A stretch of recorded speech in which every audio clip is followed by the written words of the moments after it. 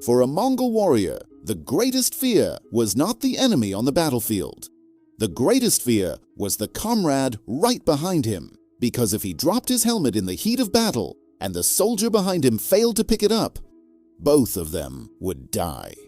This was just one of the secret rules Genghis Khan used to conquer the steppes not with blood, but with iron discipline. So, how is an empire built not just with a sword, but with a law spread only by whispers? At the dawn of the 13th century, the Mongol tribes lived in a state of endless chaos. They were a people fractured by constant warfare, feuds, and horse thievery. Until Temujin, the future Genghis Khan, appeared on the stage. His vision was simple, yet almost impossible, to unite this scattered and ferocious people under a single fist. But swords could only bring a temporary victory.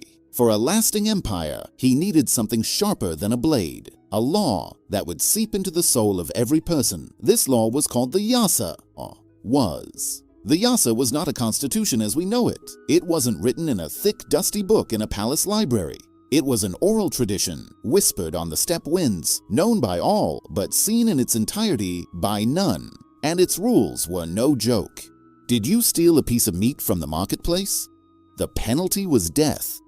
Did you have an affair with another man's wife? The penalty was death. Did you give a prisoner of war a sip of water without his master's permission? The penalty was death. Even showing disrespect to a flowing river or a fire could result in death. Lying, sorcery, espionage. The list went on, and the punishment for nearly every serious crime was the same: death.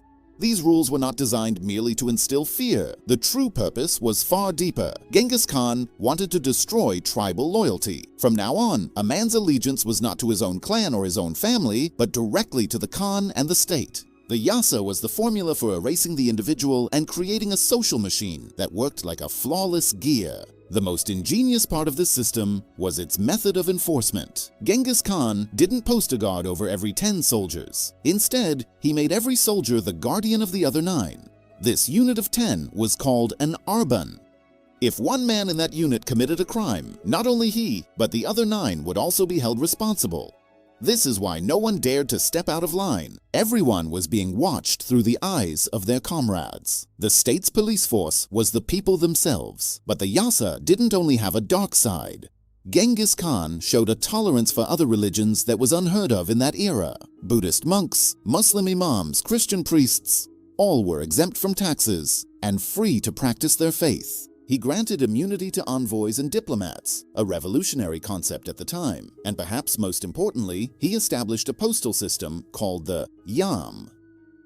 Thanks to this system, news could travel from one end of the empire to the other in a matter of weeks on horseback. It was the lifeblood of commerce and communication. Ultimately, the Yassa was Genghis Khan's most powerful weapon. A thief, a traitor, or a coward was turned in not by the state's guards, but by his own neighbor, his own comrade. Because breaking the rules was not just a personal crime, it was a betrayal of the entire society's order for survival.